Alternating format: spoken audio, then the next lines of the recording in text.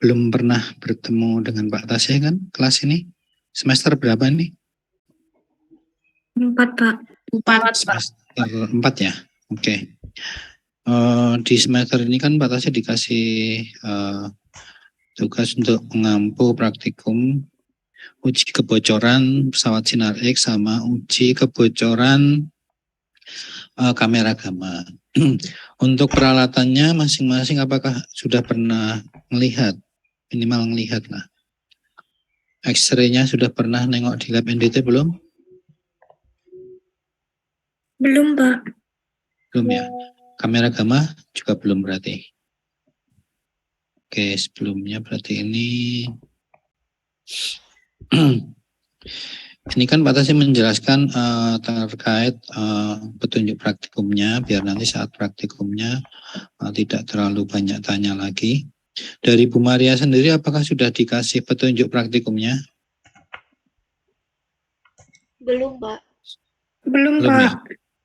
Oke, kalau belum nanti habis ini aku kirim ke siapa tadi, Angelia ya. Nanti tak kirim ke Angelia untuk bagikan ke teman-temannya. Ini praktikum ini kelompok ya modelnya? Iya, Pak. Iya, Pak. Kelompok. Pak Tasih coba share screen dulu ya. Nanti tolong di di penjelasan ini aktif saja. Kalau ada yang pas dijelaskan nggak paham di jalan langsung tanya ya. Sebentar, share screen.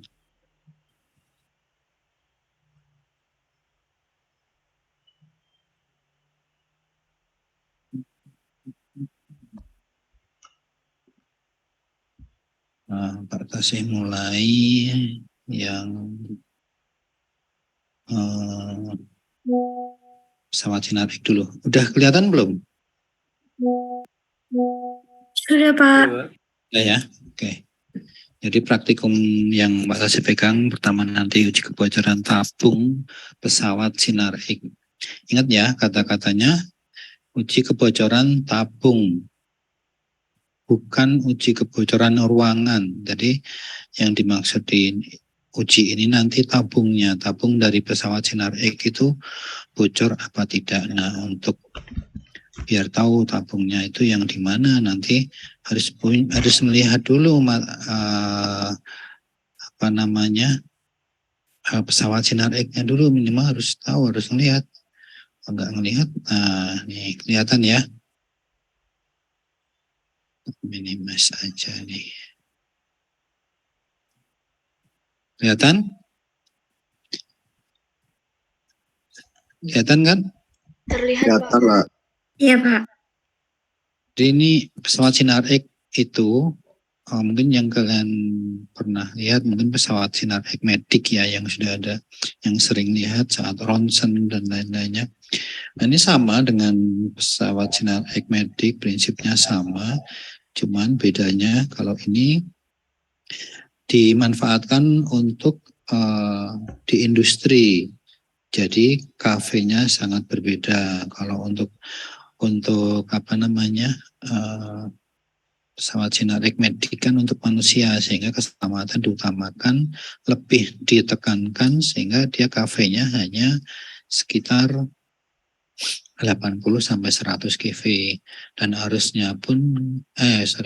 waktu tembaknya pun hanya 0, sekian detik. Nah, tapi kalau X-ray industri ini pemanfaatannya untuk memeriksa juga bagian dalam suatu material, tapi bukan orang, tapi materialnya adalah seperti pipa, las-lasan gitu ya. Jadi kayak material instalasi di migas gitu, ada banyak las-lasan, itu harus diperiksa secara rutin, sehingga jangan sampai ada kejadiannya pipanya ada retak nggak ketahuan terus sampai meledak.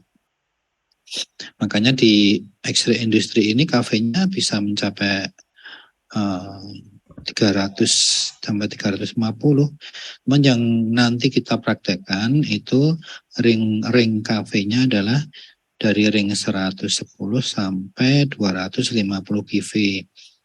Nah, ini pesawat Sinar X-nya ini namanya nanti ada di nameplate-nya.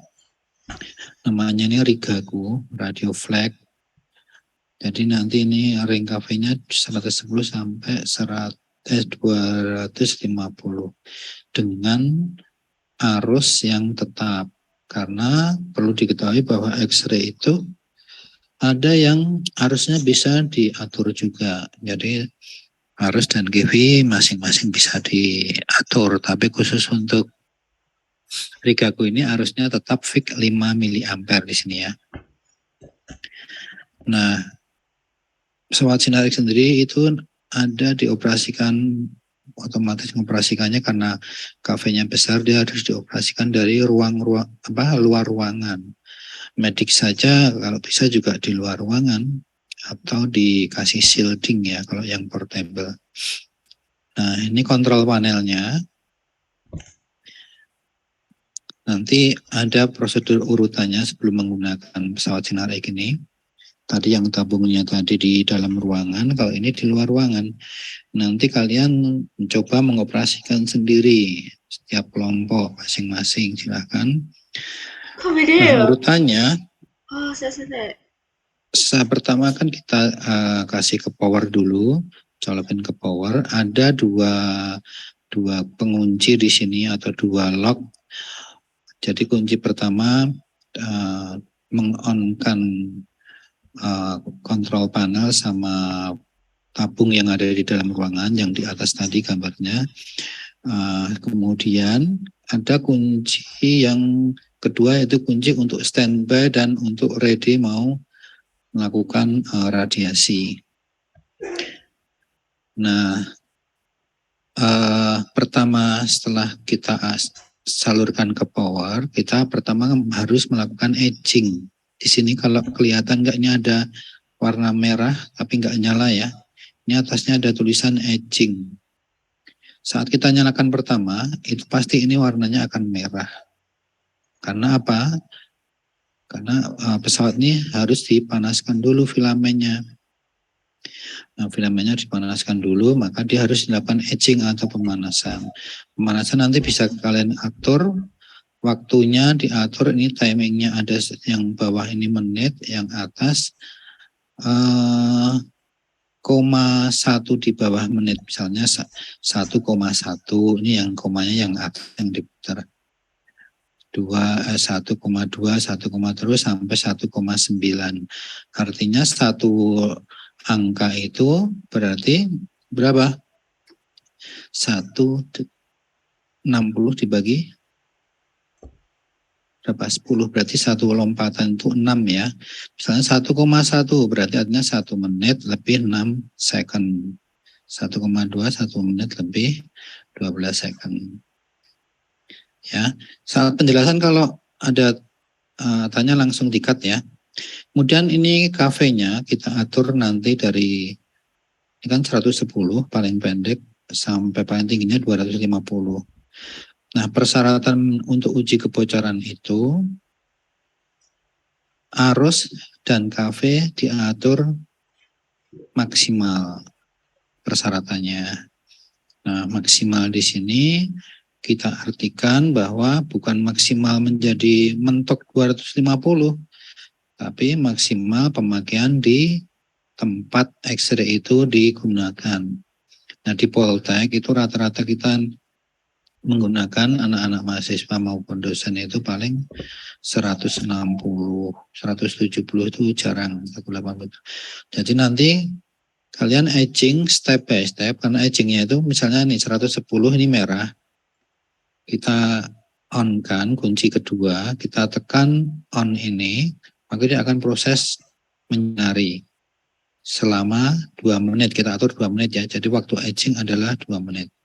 Selama 2 menit dia akan proses radiasi di dalam. Kemudian ini lampu ini setelah selesai, lampunya akan mati. Tapi kadang juga tidak mati. Artinya apa? Kalau misalnya sekali pemanasan belum mati, harus dipanaskan di kafe itu lagi. Ya. Tapi kalau misalnya sekali pemanasan di kafe terendah ini sudah mati, berarti di kafe 110 ini sudah bisa digunakan. Artinya kita naikkan lagi. Kita kan menuju ke 160, naikkan ke 120. Kalau ke 120 ini masih mati, berarti masih bisa dipakai di 120.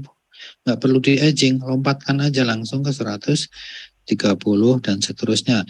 Misalnya 130 merah, berarti lampunya lah, merahnya nyala, berarti ini perlu di-edging di kafe 130.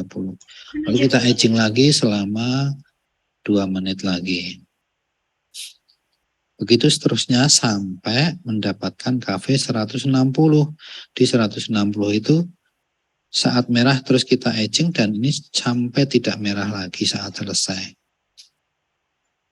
Jadi artinya kalau edging ini nggak nyala di ini menunjukkan kafe 160, berarti pesawat sinar X kita siap dioperasikan untuk kafe 160. Oke, sampai sini dulu, paham? Lanjut kalau udah paham. Nah, persyaratan lain ini kan masalah edging ya. Nah, persyaratan edging itu nanti ditabung sini di bagian Windows-nya, pemancarnya radiasi itu mengarah ke bawah ya. Jadi kayak ada jendelanya. Nah, nanti di jendelanya itu harus kita tutup dengan PP tebalnya 4 mili di persyaratan. Jadi 4 mili itu harapannya daya serap radiasi ke arah Windows sama daya serap yang ke kanan, ke atas, ke kiri itu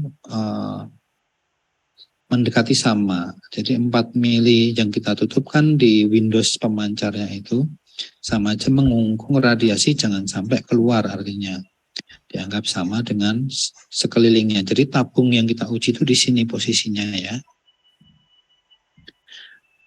Nah, gimana cara nguji tadi setelah edging, setelah 60 itu kan dengan posisi harus tertutup Windows-nya, kemudian kita taruh alat ukur pengukur dosis. Pengukur dosis. Padahal yang diminta namanya uji kebocoran itu nanti datanya adalah laju dosis. Laju dosis satuannya apa? Laju dosis satuannya apa, Mbak, Mas? Udah dapat materi proteksi kan? Laju dosis satuannya apa? Mikrosifat per jam. Apa? Apa, Mas? Mikrosifat per jam. Mikrosifat per jam. Ada yang lain?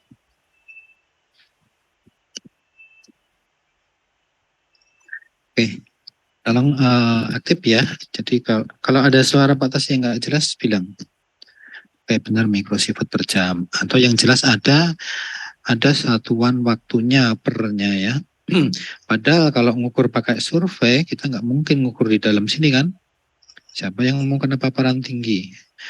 Nah, nanti alat pengukur dosis ini kita taruh pada jarak 1 meter. Ini juga merupakan persyaratan dari prosedur untuk melakukan uji kebocoran.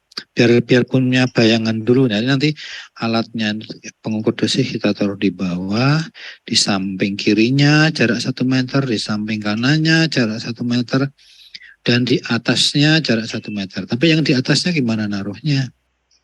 Caranya ini diputar saja X-ray-nya.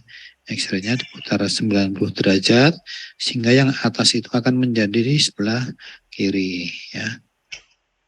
Minimal ada 4 titik. Kalau namanya data uji kebocoran itu ya makin banyak titik makin bagus.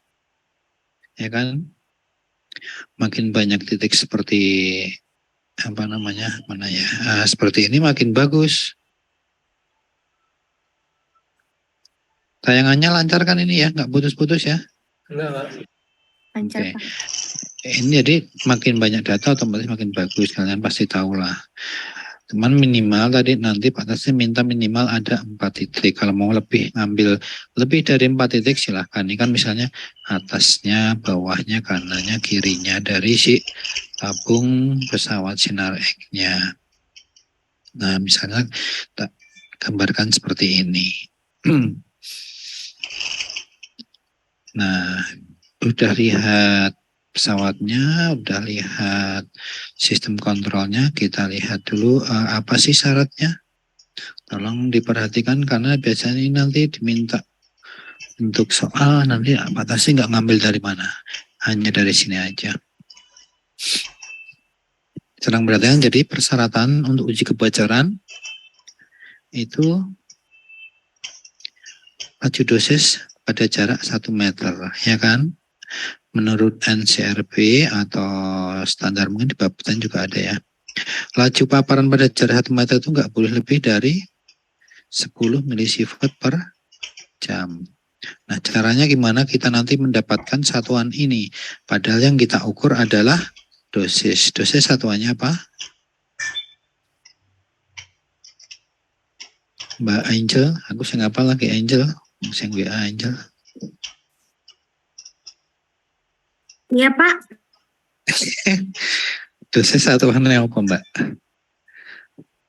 Becquerel atau DPS Pak? Yang lebih ini lagi, selain itu apa? Becquerel itu nanti jatuhnya ke cacahannya, sama dengan cacahannya.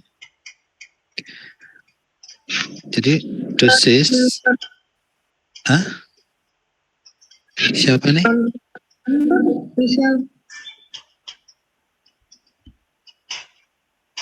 Apa Mbak? Putus-putus. Satuannya milisievert bukan dosis. Boleh nggak satuannya milisievert atau miligray? Kamu udah praktikum radiator belum? Kilogray Pak. Ya, kalau di radiator kan kilogray sama Maaf, atau Pak, tadi gray. Maaf Pak, Ya kan? tadi Kilogray atau kepikirannya cacahan Pak.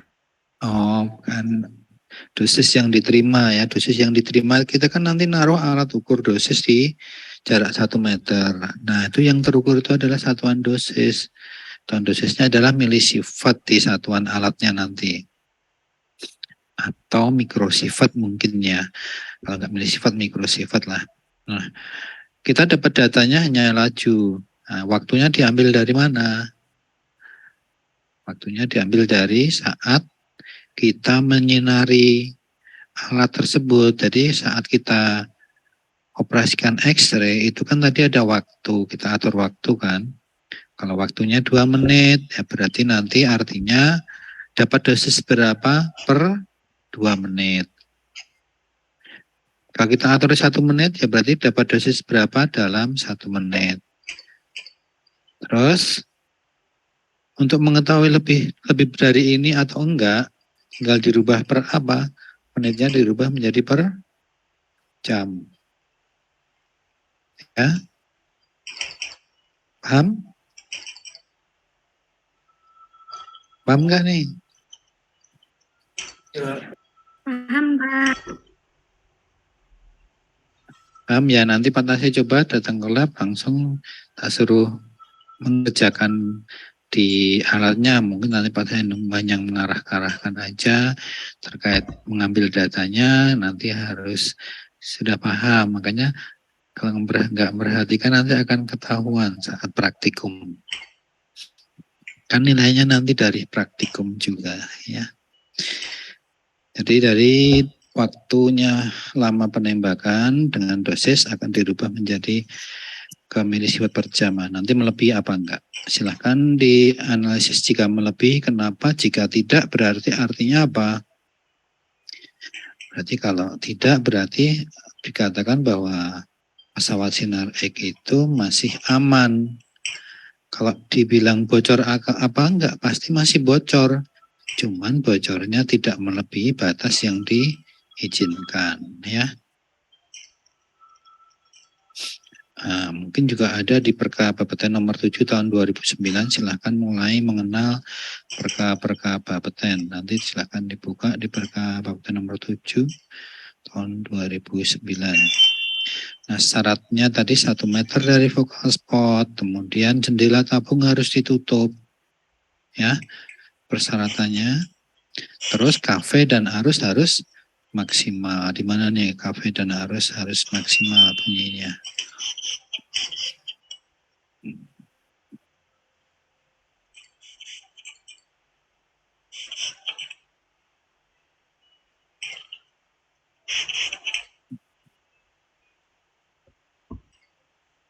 Nah, ini ya kata-katanya ya.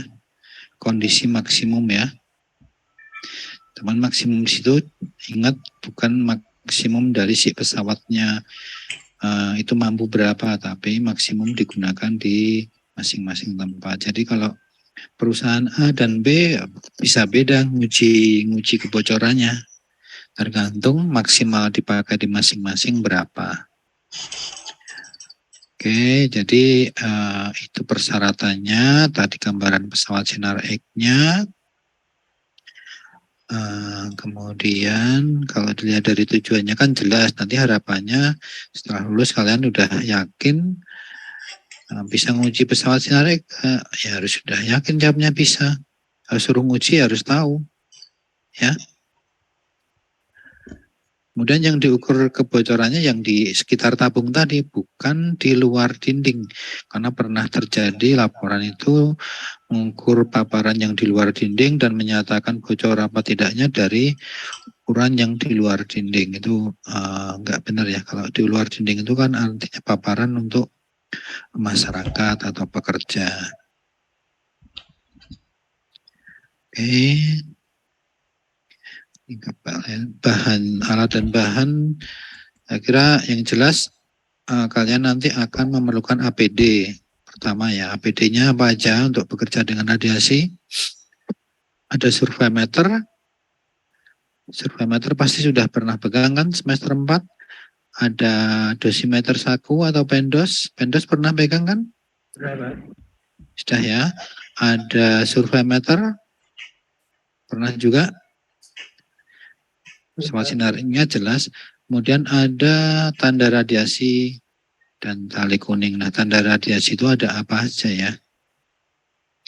Ada yang bisa bantu tanda radiasinya apa aja nanti kira-kira pakai pesawat sinar?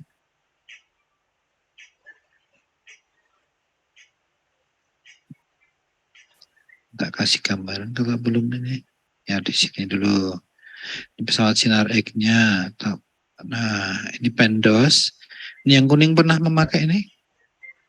Terameter? Atau malah pengukur dosis yang baru, yang Atomtek yang kalian pernah pegang? Iya, Pak. Atomtek, Pak. Atomtek, pengukur dosis tapi ya? Iya, Pak. Untuk pengukur dosis bukan surveimeter Atomtek loh ya? Yang kecil gitu ya, kayak apa ya? Kayak bed gitu ya, kecil lagi ya? Alat pengukur dosisnya Atomtek boleh, nanti pakai Atomtek juga ada. Ini juga terameter ini bisa mengukur dosis, juga bisa mengukur laju paparan. Oke, kalau udah pernah pegang itu berarti nanti bisa surveimeternya. Biasanya surveimeter pakai yang apa? Ranger, Pak. Oh, Ranger yang biru ya. Oke, yang harus diperhatikan yang penting saat mau pakai peralatan, terutama surveimeter, karena surveimeter itu senjatanya petugas proteksi ya. Jadi yang pertama harus dilihat apa, harus kamu pastikan dulu kalibrasi selalu ya. Setelah kalibrasi atau baterainya dulu boleh. Pokoknya antaranya harus dicek baterai dulu boleh, terus kalibrasi. Setelah kalibrasi pastikan alat ini berfungsi normal. Jangan sampai nanti ada sumber di luar, ininya nggak berjalan, padahal sumbernya belum masuk misalnya, atau masih ada radiasi ya itu. Makanya dipastikan dulu surveimeter ini bekerja dengan normal. Caranya gimana? Bisa didekatkan dengan sumber atau saat nembak dia bekerja benar-benar bekerja, saat ekstrim mati dia benar-benar mati. Ya. Kemudian tanda radiasinya apa aja? Ada ada tanda radiasi. Ini ada papan penyangganya, kemudian ada lampu tanda bahaya radiasi. Ini terpasang di atas pintu masuk ruang X-ray. Nanti kalian bisa lihat di lab NDT. Kalau ini nanti kalian pasang di dinding luar ruangan sinar X. Kemudian ada juga tali kuning yang dipasang di untuk area apa nih? Pengendalian ya sebenarnya. Ini kita pasang di pintu masuk ruang tembaknya aja nanti. Ya, jangan sampai ada orang masuk ke ruang tembaknya. Nah, ruangannya seperti apa ya? Gambaran ruangannya lab NDT itu seperti ini. Nah, nanti di sini sebenarnya ada pintu masuk dari sebelah sini. Di sebelah kiri ini ada pintu masuk sebenarnya. Pintu masuk dari sini. Nah, pintu masuk langsung ada operator pesawat sinar X. Nah, ini nanti mengoperasikan etching dari sini, pesawatnya di dalam sini ya. Pintu masuknya dari sini. Jadi pertama masuk, colokkan kabel X-ray-nya, kemudian pastikan tabung sinar X-nya tertutup PB, Windows-nya. Setelah sudah, kalian keluar, tutup pintu, pasang tali kuning di area dekat pintu, ini. Kemudian tanda radiasi boleh ditaruh di luar, karena di area sini ada mahasiswa suka lewat-lewat. Jadi sini kasih tanda radiasi di luar. Sebelah sana adalah lab Betatron, jadi nggak masalah. Kita masuk, tutup, kasih tali kuning, tanda radiasi, silahkan etching. Saat etching, ambillah datanya untuk paparan di titik-titik ini, A, B, C, D. Ini dinding ya, ini di luar dindingnya nanti diukur paparannya. Saat etching dari 110 sampai 160, diambil data paparannya, dimasukkan juga di logbook, karena logbook itu harus ada. Di logbook nanti ada tersedia logbook operasi di sini. Nah, setelah selesai etching, kalian masuk lagi, naruh atom tag tadi atau pengkursus tadi. Kalau atom tagnya cukup banyak, bisa sekali tembak langsung dapat 4 data. Atau sorry, ini kalau menurut yang tadi melingkar, berarti kan harusnya ini kanan kiri, bawahnya X-ray sama atasnya X-ray. Kalau ini depannya sama belakangnya X-ray ya. Ini asumsinya ini gambar dilihat dari atas. Jadi pemancarnya itu ada di sini ya. Nah, pemancarnya ada di situ.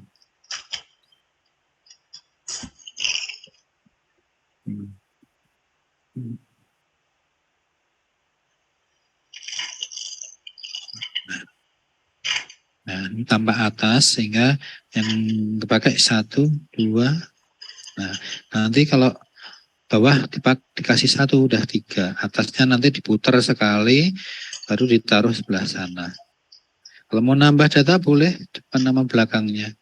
Yang penting semuanya jaraknya 1 meter dari focal spot.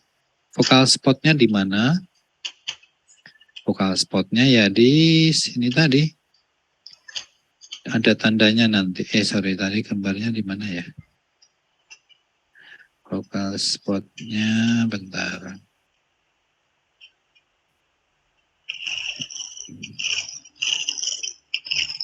Nah, ini ada tanda plus. Ini menunjukkan tengahnya ya. Focal spotnya itu ya di tengah-tengah sini. Focal spot. Nah, diukur dari sini ke kanan 1 meter, bawah 1 meter, kiri 1 meter. Oke, sampai sini dulu ada tanya enggak? Pak, mau nanya Pak. Ya. Tadi kan ada titik pengukuran A, B, C, D Pak. Masing-masing kelompok ngerjain A, B, C, D atau nanti dibagi ya Pak? Masing-masing kelompok saja. Kalau satu anak itu semua nanti lama prakteknya, kelamaan. Kalian dapat radiasinya kebanyakan nanti. Ya walaupun kecil sih dapatnya, cuman kan tetap Namanya radiasi itu kan kalau bisa sekecil mungkin, yang penting pemahaman kalian udah paham. Tapi kalau mau misalnya nambah titik nggak masalah. Misalnya pengen nambah titik dong nggak apa-apa. Misalnya pengen. Nanti kan posisinya begini nih. Mau nambah titik di mana? Misalnya di bagian depannya sini. Boleh. Belakangnya X-ray-nya boleh. Atau sudut miringnya boleh, silahkan. Nggak apa-apa. Berarti Pak semua kelompok dapat ABCD itu ya Pak? Ya, semua. Jadi nanti kan yang praktek itu per kelompok kan ya. Kelompok berapa Iya, Pak. dapat batasnya, nanti kelompok siapa ke Pak Hapsara misalnya gitu kan. Prakteknya berjalan memutar kan. Hari Belum ini tahu dapat siapa? kami sistemnya. Oh, kalau yang sudah itu misalnya nih ada berapa kelompok nih sekarang katanya? Kelompoknya dibagi berapa? Pak, Mbak ketuanya siapa nih? Saya Pak. Angel. Kelompoknya ada berapa? Lebih 7 Pak. 7. 7. Praktikumnya ada 7 juga. Kalau ada 7 juga muter atau 7 tuh. Hari ini ke sini, besok ke sana, besok ke sana, sampai 7 selesai. Tapi kalau nggak memungkinkan 7 hari, ya nanti nggak tahu Bu Maria gimana. Bisa 2 kelompok bisa. Kalau batasnya nggak masalah, misalkan ada kelompok yang pas kosong mau gabung silakan.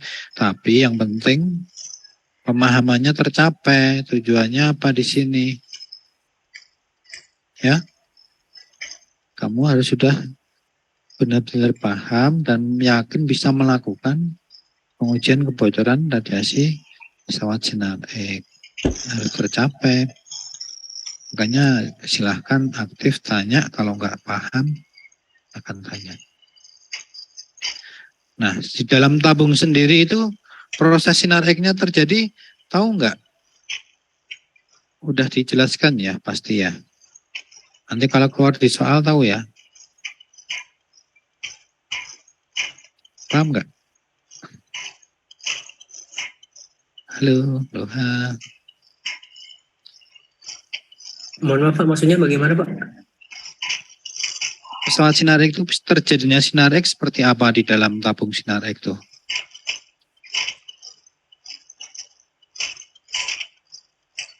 Oke deh, ini tak ganti itunya.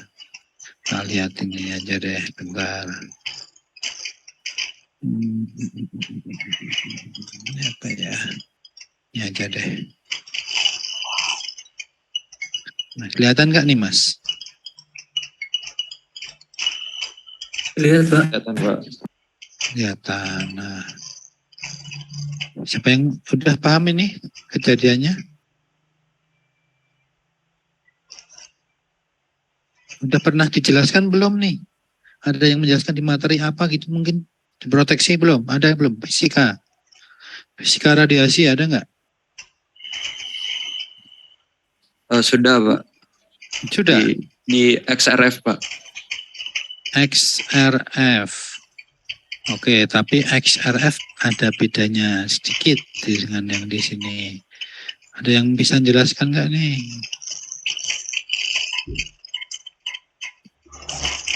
Ada yang bisa menjelaskan? Alira. Bisa menjelaskan Alira? Alira, halo.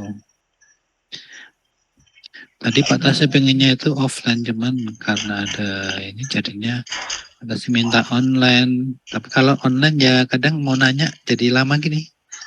Izin menjawab. Hah? Izin menjawab. Alira? Bukan Alira Pak, Dika. Oh ya, apa coba? Silakan, Dika.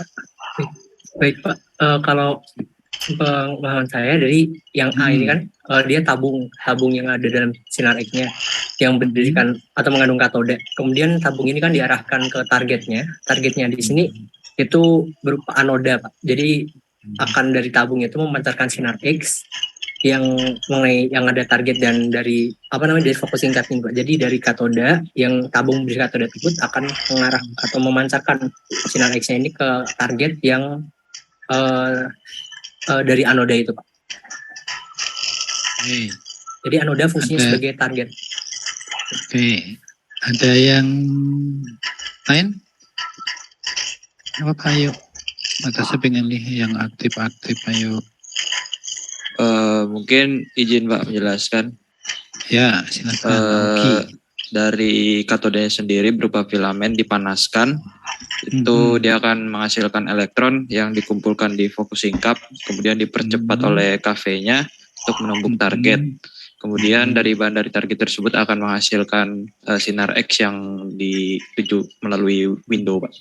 Seperti itu, Oke, Pak. kenapa bisa muncul sinar X setelah dari target? Setelah kena target kok bisa muncul sinar X? Kenapa? Kalau nggak salah ada ini Pak, Bremsstrahlung gitu Pak, efek. Oke, ya betul. Jadi ada Bremsstrahlung ya. Jadi memang di sini benar ini filamen dipanaskan dengan tegangan bisa AC bisa DC. Kemudian kalau nggak dikasih kafe tegangan tinggi ya dia nggak akan ada yang lari elektronnya kan. Dan dikasih tegangan tinggi antara filamen dan targetnya. Tegangan tinggi itu yang tadi kita atur 110 kV, 160 kV gitu. Kalau ampernya hanya kecil miliampere. Maka yang ampere itu ngatur di filamen, kV itu ngatur percepatan si elektron. Makin tinggi kV-nya, kecepatan elektronnya makin tinggi, otomatis X-ray-nya kecepatannya makin tinggi juga sehingga daya tembusnya makin besar ya. Kenapa muncul ini? Karena tadi ada Bremsstrahlung. Jadi kalau elektron cepat menabrak target itu ada dua kejadian X-ray-nya kan. Satu X-ray Bremsstrahlung yang digunakan untuk X-ray industri, yang satu X-ray karakteristik yang digunakan untuk XRF ya. Udah praktek XRF kan, berarti itulah yang X-ray karakteristik elektron cepat mengenai kulit elektron atau bukan bagian intinya. Kalau intinya kan jadinya Bremsstrahlung. Oke, semoga ini paham. Nanti kalau ada soal terkait proses terjadinya sinar X, paham. Oke, untuk sinar X ada yang nanya nggak? Jadi yang tabung ini ya, ini yang di dalam tabung itu isinya ini, tabungnya ini. Kalau nanti terjadi bocor, misalnya nih, laju yang di sebelah kanan kok ternyata lebih dari 10 milisievert, berarti nggak boleh digunakan itu. Atau kalau mau diinovasi, dinding tabung sebelah kanan itu harus kita kasih sungkup tambahan sendiri. Yaitu misalnya dengan sungkup PP yang kita lengkungkan di pesawat sinar X-nya itu boleh. Yang penting saat diuji ulang hasilnya bagus. Oke, ada tanya enggak yang terkait sinar X? Izin bertanya Pak. Ya, silakan. Izin Pak, terkait filamen sama focusing cup-nya itu mirip nggak Pak? Sama nggak dengan yang di XRF sendiri? Kalau di XRF itu kan hanya karena yang elektron cepat hanya menabrak di kulit, berarti kan dia nggak perlu elektron yang sangat cepat, sehingga makanya XRF itu kafenya hanya berapa? Yang kamu gunakan kemarin? Kafenya berapa? Sampai 100 kafe nggak ada kan? Yang di XRF itu makanya kalau kafenya makin tinggi otomatis kemungkinan untuk menabrak ke inti akan semakin besar sehingga bisa terjadi Bremsstrahlung. Nah, ini kan bahaya kalau udah jadi Bremsstrahlung, daya tembusnya besar. Kalau di X itu hanya dia menabrak kulit-kulit atom aja, nanti pantulannya yang dia baca menjadi definisi material yang memantulkan. Misalnya material besi, elektron kulitnya memantulkan energinya berapa gitu ya. Jadi elektron itu namanya dipercepatnya hanya dengan KV yang tidak terlalu tinggi. Makanya dia bisa dipegang pakai gun gitu kan. Atau di meja portable. Orangnya dekat nggak apa-apa. Jadi fokusnya itu hanya memfokuskan ke target. Kalau bahannya beda ya. Kalau yang di XRF itu berarti kan nggak sampai dengan target ini. Dia hanya seperti elektron pemercepat nanti setelah kena material atau itu X-ray-nya yang dipantulkan itu memiliki beberapa karakter energi, itulah yang dibaca alat itu untuk mengetahui macam-macam materialnya. Oke gitu Mas. Baik Pak, siap. Terima kasih Pak. Ada lagi? Kalau enggak aku lanjut ke gamma. Kamera gamma, uji kebocoran pada kamera gamma. Nanti aku share ke si Angel lah itunya. Biar dipelajari lagi, besok sebelum mulai tak kasih waktu sebentar kalau mau nanya-nanya, enggak langsung ke praktek pas jadwal prakteknya ya. Maka saya belum tahu jadwalnya sampai dapatnya di hari apa. Kamera gamma udah pernah lihat belum ya? Belum ya?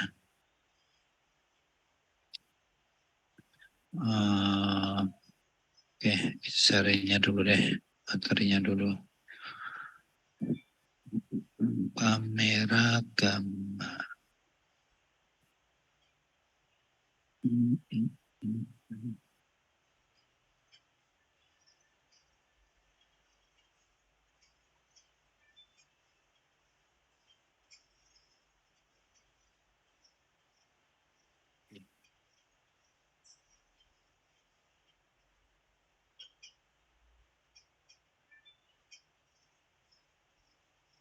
Kelihatan nih? Iya. Kamera gamma ya, udah kelihatan ya? Oke, bentar, bentuk kamera gammanya itu ada nggak ya di sini? Kalau nggak ada, nanti tak kasih gambaran dulu sebentar. Kok nggak muncul gambarnya?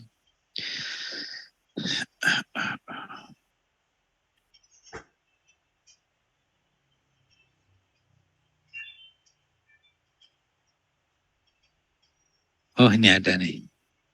Nih kamera gammanya ada. Kamera gamma itu seperti ini Mas. Ya, ini di dalam sini ada sumber radiasinya. Bentuknya kayak apa ya?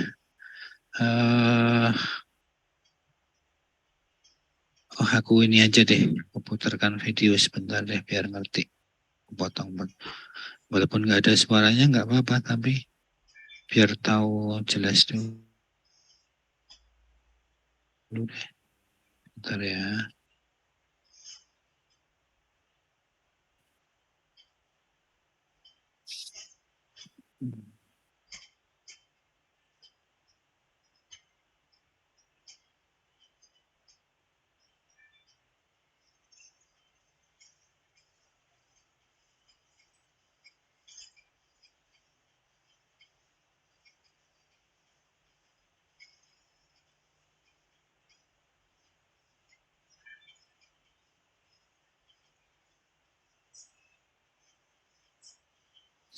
Ya.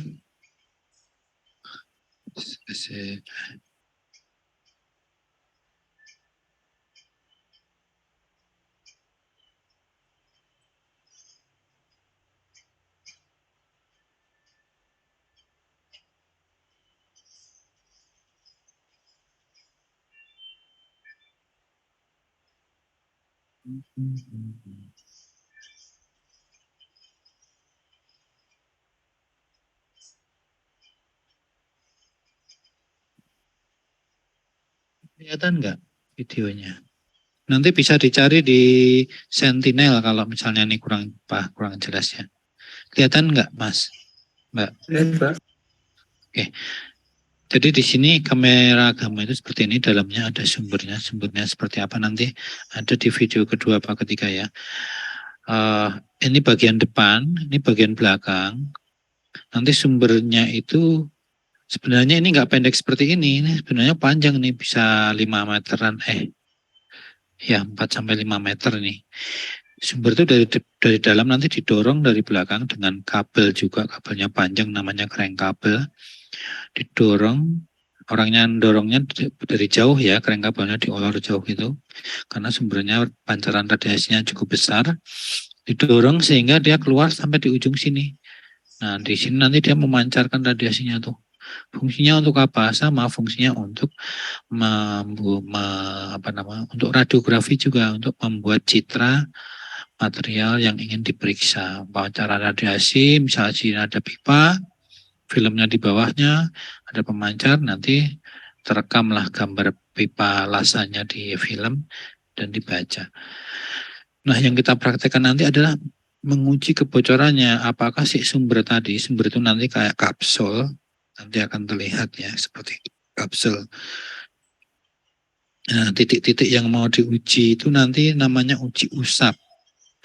Di titik mana uji usapnya nanti tak tunjukin sambil tak jalankan dulu. Nah, di sini kita lihat ada pengunci ya. Di kamera gamma itu ada satu pengunci ini, 1, 2 yang diputar, 3 yang hijau ini nanti bisa didorong ke kanan nih. Jadi belakang ada 3, yang depan nanti 1, 2, 3. Yang depan nanti ada 1 apa 2 ya, nanti kita lihat. Ini kunci utama kita buka, kunci kedua diputar untuk connect. Artinya apa? Untuk menyambung si konektornya. Nah, tuh disambung. Nah, kalau hanya begini nggak nyambung nih. Belum nyambung. Masih ada pengunci di dalam, nggak bisa. Nah, ini makanya harus dimasukkan lewat atasnya ini. Ini ditekan pakai jari kita, terus ini masuk. Kayak kalung ya modelnya ya. Nah, terus kita tutup, kita tekan plug. Nah, baru lock atau dioperate.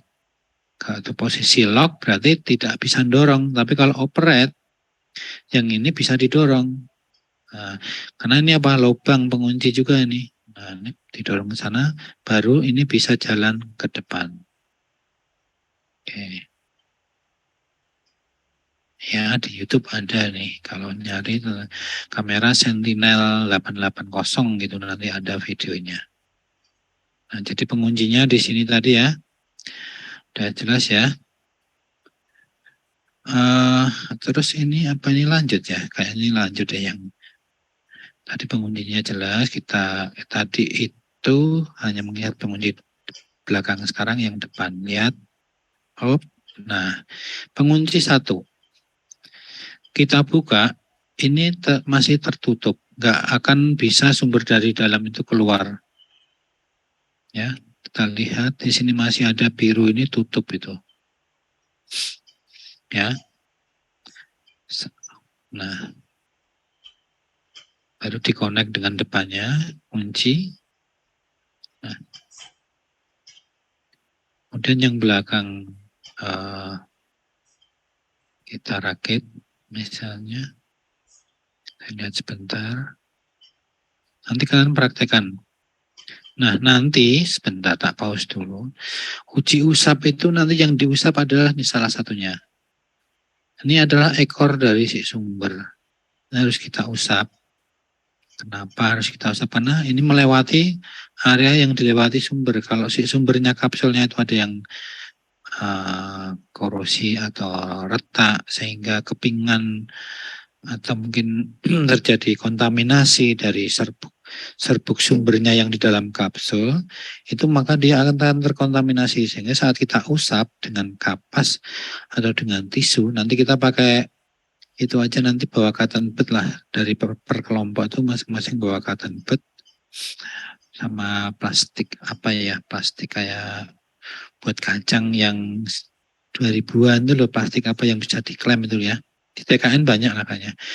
Nah, cotton bud sama itu, nanti kita usap salah satunya di sini. Kita usap, kemudian kita simpan dalam plastik, kemudian dicacah.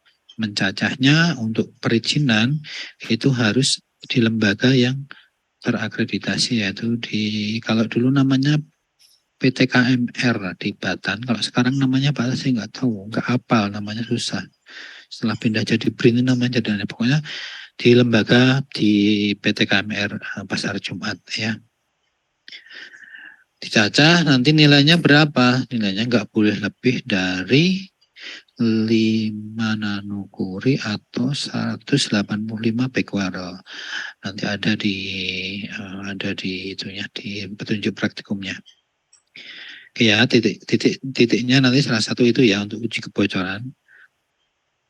Ada nggak kontaminasi atau ada nggak sumber yang bocor di jalur yang dilewati sehingga terjadi kontaminasi. Kalau lebih dari 5 nano berarti ada indikasi kebocoran. Kita lanjut lihat, kita connect dulu.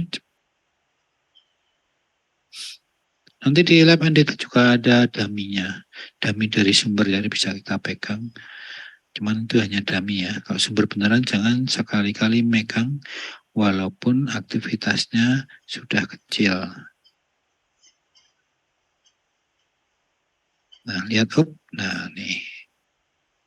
Kelihatan ya Mas ya, Pak? Lihat Pak. Nah, jadi ini tadi setelah di-connect, ini bisa didorong. Tuh, ini sumbernya ini hanya ini kayak kapsul obat itu, obat pusing atau apa itu yang. Nah, kalau ini kan melewatin sini ya, tergesek terus, kadang-kadang ngengkolnya kecepatan, terlalu cepat. Lama-lama kan bisa terjadi aus atau retak karena pengoperasian. Terlalu kenceng karena ini mentok notok yang depan tadi aluminiumnya. Bisa terjadi kemungkinan retak. Saat ditarik mungkin ada yang gesek ke sini, kontaminasinya. Nah, yang ekor tadi kan ikut ke dalam melewatin ini juga, otomatis kalau ada serbuk-serbuk di sini dia akan terkontaminasi. Itulah makanya bagian yang digesek salah satunya adalah ekor dari sumber, ekor ya atau pigtail namanya. Didorong ke depan. Nah, oke, ini apa kalau ini? Sama enggak ini? Ini yang bagian depan saja kalau ini kalau misalnya. Kita biarin. Nah, depan ini saat ini di-connect ya, yang depan di-connect. Makanya depan itu ada pengunci, ini namanya pengunci. Penguncinya ada 1. Ya, ini 1 ini. Nah, walaupun di-connect itu, kalau ini tidak diturunkan, nah tidak diturunkan gini, dia nggak akan bisa keluar. Makanya penguncinya ada, depan ada 1 tadi, di belakang ada 3, berarti ada 4 pengunci, ya. Itu untuk keselamatannya, sehingga kalau mau mengoperasikan, berarti ya si posisi belakang ini harus dioperate, ini harus ditekan. Ini juga sudah otomatis ini sudah di open. Dan depan harus di posisi turun. Oke, nah yang depan tadi kalau posisi, sorry kok ke belakang.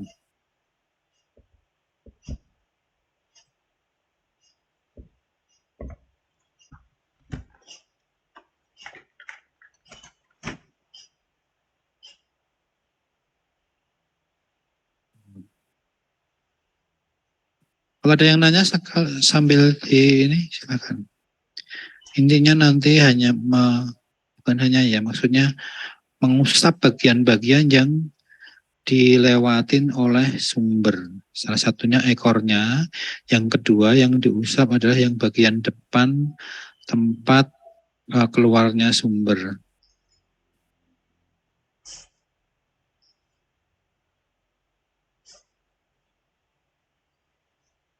Sebentar, tak lihatin yang depannya. Ini jelasin belakang nih.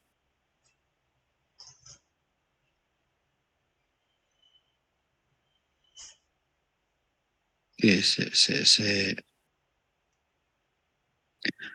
yang sini Mas, maksudnya. Nah, nanti yang 1, yang depan yang diusap bagian sini. Silakan diusap. Ini kan dilewatin sumber. Silakan diusap. Disimpan. Itunya apa namanya, cotton budnya simpan dalam plastik, dan yang mengusap pakailah sarung tangan plastik karet, sarung tangan karet ya. Ada 2 titik. Kalau mau nambah di bagian sini juga boleh, yang konektor di sini. Terus diantar, dicacahkan ke PT KMR, nanti kita dapat datanya, nilainya berapa. Kalau nilainya kurang dari 150 atau 5 nanokuri berarti masih aman atau dikatakan sumbernya belum mengalami kebocoran. Oke, ada yang nanya nggak? Kita lihat ininya, kalau nggak ada urut-urutannya. Paling nggak melihat ininya dulu, apa namanya?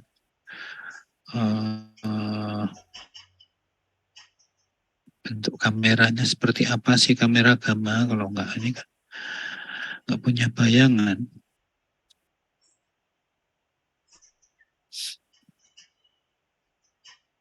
Ada yang bertanya apa tidak?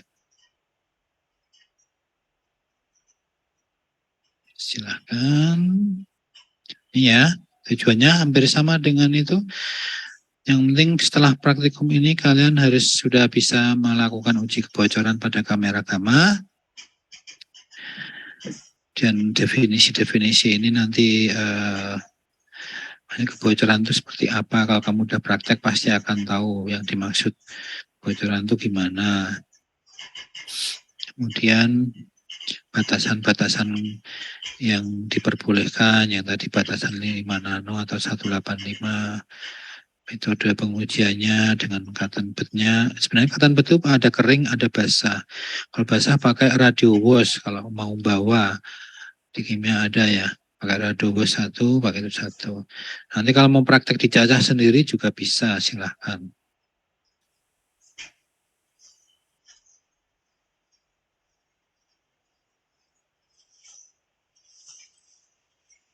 Kemudian ini batasannya ya.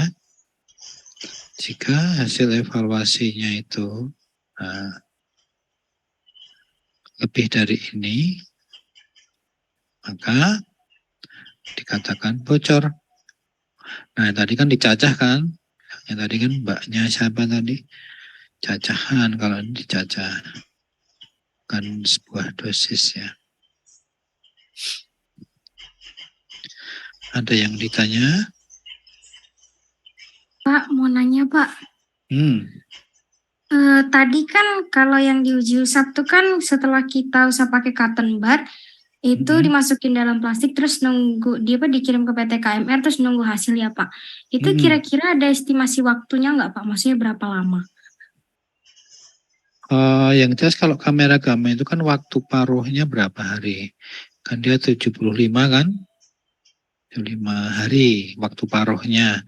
Sehingga kalaupun itu ada kontaminasi, ya asal jangan terlalu lama, jangan lebih dari itu. Nanti jadi waktu paruh lagi, udah meluruh jadi separuhnya lagi kan. Ya, saya secepatnya langsung diusap, kan tinggal ngirim. Kalau udah siap kirim, baru dilakukan pengusapan aja. Kirim, diantar ke sana, nggak usah dikirim pakai paket-paket gitu ya, harus diantar. Baik Pak. Dikirim pakai JNE, kasihan kalau ada kontaminasinya, kasihan yang ngantar. Oh baik Pak. Lalu Pak, yang itu Pak tadi cotton budnya itu kan kata Bapak ada yang basah dan yang kering. Nah kalau di praktikum kita ini nanti cotton budnya Bapak kasih ini nggak, maksudnya harus kering atau basah? Kalau basah, saya nggak punya radio wash-nya, yang punya anak kimia kan malah. Di lab kimia ada nggak radio wash? Radio wash itu apa sih, cairan apa gitu ya? Tapi kering aja nggak apa-apa. Oh baik Pak. Kita pakai kering, tapi setidaknya kalian harus tahu bahwa teknik metode usap itu ada basah, ada kering ya. Baik, Kalau Pak. basah itu nanti ya, kalau basah nanti biasanya tempatnya harus kita bersihkan lagi dengan tisu lagi biar kering. Karena kan kalau logamnya basah kan tidak jadi, malah jadi karat nanti kan. Makanya kalau pakai basah nanti setelah diusap, nanti di bagian ini kita usap lagi dengan tisu yang kering. Bisa dua-duanya nggak apa-apa diantar ke sana. Bisa basah dan kering. Ya kan, alkohol atau radio wash. Ada Pak kalau alkohol. Ada ya. Nggak apa-apa kalau mau itu. Saat misalnya di hari keberapa kalian ada praktikum bisa mencacah, dicacah boleh dengan alat pencacah GM. Pernah pakai alatnya kan? Nanti dapatnya berapa? Udah praktikum pakai alat pencacah GM kan? Iya, Pak. Sudah Pak. Ya kan? Nah, alat dan bahannya udah tahu hasil.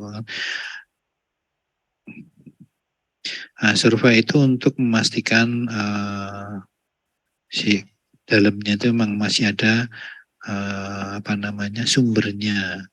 Walaupun saat ini sumber kita itu kecil, sangat kecil, milikuri sekarang. Tapi kalau kalian nanti prakteknya di atas bulan April, misalnya dengan batasi dapatnya di Mei, mungkin udah dapat sumber yang besar karena kita baru proses beli sumber iridium. Nah, nanti saat sumber yang besar dimasukkan, nah itu juga harus lebih hati-hati. Safety-nya harus diperhatikan ya. Nanti ada ketentuan paparan permukaan kamera gamma, terus ada paparan jarak 50 cm, ada paparan jarak 100 cm atau 1 meter. Itu ada di mana ya, di Perkababeten mungkin ada, kalau enggak di SNI 399/9/2008. Tapi kalau nyari SNI agak susah. Tapi batasnya ada, nanti tak cuplikan. Lihat kan nanti ya. Ini langkah-langkahnya yang untuk mengambil sampelnya tadi ya. Kalau di sini di bagian apa aja coba nih? Bagian depan, kemudian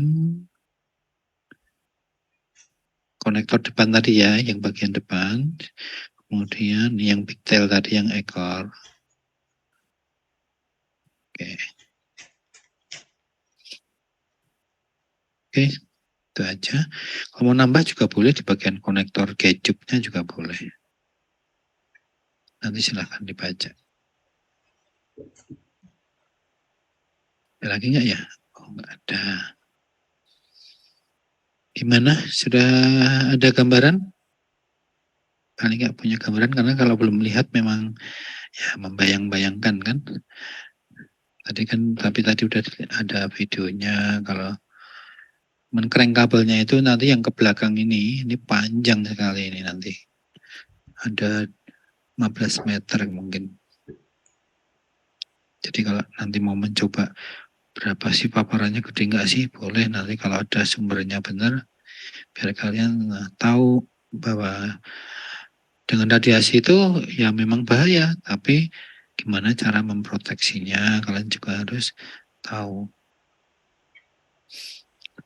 Kalau ini nggak perlu mengukur paparan lingkungan dan sebagainya ya. Yang penting jarak permukaan 50 cm sama 1 meter. Ada ketentuannya nanti di SNI 399 atau di Perkababeten silahkan dicari. Kalau nggak ketemu nanti Mbak Angel boleh WA. Tak kasih yang dari SNI, tak potongkan itunya. Oke, ada yang ditanyakan tidak? Sudah jam 2 lebih 12. Mau nanya Pak, untuk laporan Bapak sendiri itu dari Bapak memperkenankan untuk ketik atau ditulis ya Pak? Laporannya? Iya Pak.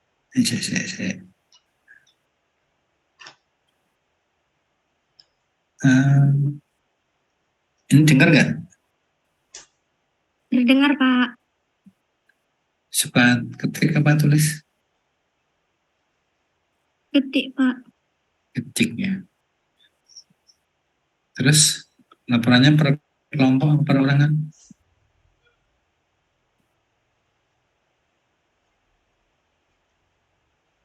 Kalau kami biasanya praktikum perorangan sih Pak, tapi tergantung dari dosen aja. Lebih suka per kelompok atau per orangan? Dua-duanya kami suka banget. Dudanya suka. Iya, Pak. Lebih suka ya, karena kelompok nanti kan datanya sama yang jelaskan.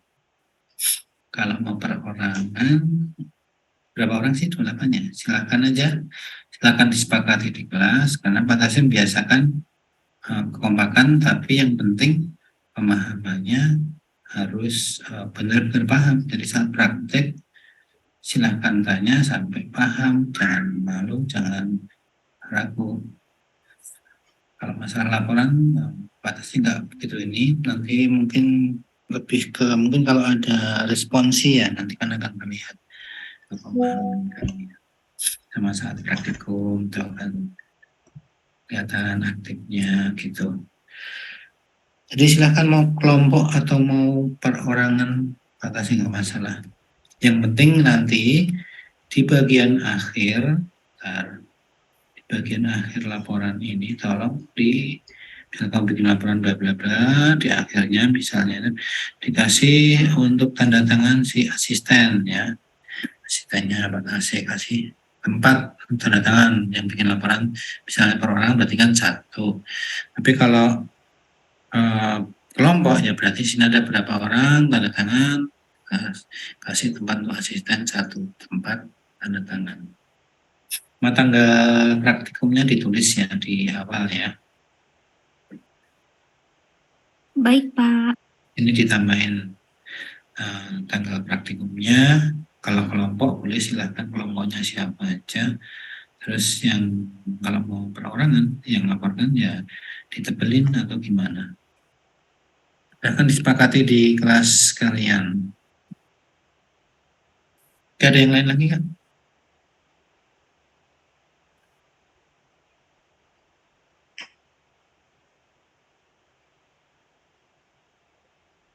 Ada yang lain yang nanya? Ingin bertanya Pak? Baik Pak, untuk pengumpulan praktikum, laporan praktikumnya di Kumpulan Gilab NDT atau di mana ya Pak? Praktikumnya di Lab NDT? Untuk pengumpulan laporannya Pak. Oh, pengumpulan laporan sih. Ini ada lagi nih, berarti kalian biasanya mengumpulkannya apa? Kalau offline begini, waktu semester 3 kemarin hampir semua itu secara hard copy Pak, di print, kami print atau tulis seperti itu Pak. Iya. Kasih soft copy aja ya. Lebih Oke. suka kan kalian? Baik Pak, berarti dikirim di email Bapak ya Pak? Email aja nanti ya, di email. Terus tanda tangannya di misalkan kelompok, tanda tangannya di tanda tangan dulu, di scan boleh, tanda tangan ditempel boleh, nanti disimpan di PDF. Oke, ada lagi?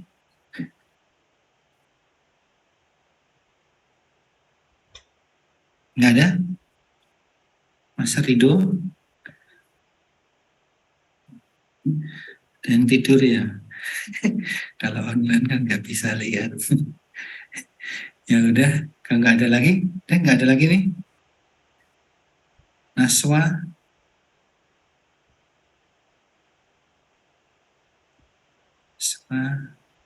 nggak ada suaranya.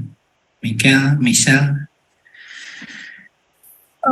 Begini Pak, saya juga masih agak bingung sih Pak tentang mengenai alat-alat itu gitu Pak. Mungkin apakah nanti juga dijelaskan ulang Pak untuk masalah bagian? Ya boleh, nanti saat mau praktikum tak jelasin ulang secara cepat tapi ya. Terima kasih. Ya. Udah kalau udah nggak ada, kata saya akhiri ya. Berarti 2 materi praktikum nanti nggak tahu pelaksanaannya berjalan bareng juga nggak masalah. 1 kelompok di Excel, 1 kelompok di Iridium. Nanti Pak ya pindah sebentar. Kan kalau udah dijelaskan praktek sendiri, tinggal diawasin aja. Oke, nggak ada ya? Terima kasih kalau udah nggak ada. Yang tadi yang satu nggak datang tadi masih belum muncul. Siapa tadi? Hermon Mandak, Pak. Nggak muncul ya? Belum ada ya? Iya, belum, Pak. Ada yang tahu kenapa sakit atau apa? Nggak. Kurang tahu, Pak. Tadi kelas pagi juga tidak masuk soalnya. Oh ya sudah, oke. Baiklah, terima kasih. Kalau gitu kita tunggu jadwalnya, ketemu kapan, kasih jadwal aja. Saya akhiri ya. Assalamualaikum warahmatullahi wabarakatuh. Waalaikumsalam. Terima kasih. Waalaikumsalam. Terima kasih, Pak. Terima kasih, Pak.